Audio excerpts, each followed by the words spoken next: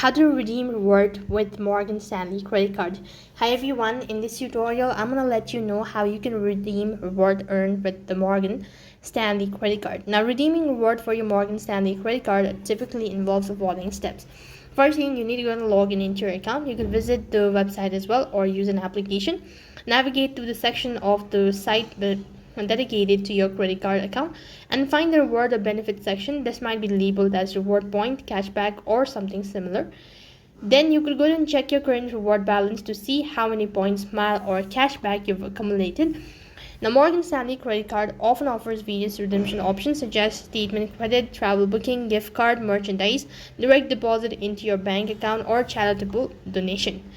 Then you could follow the prompt to select how you want to redeem your reward. If you are redeeming your travel gift card or merchandise, you may need to browse a catalog of options. You could review the details of your redemption to ensure everything is correct. Then confirm the transaction. You should receive a confirmation message or email.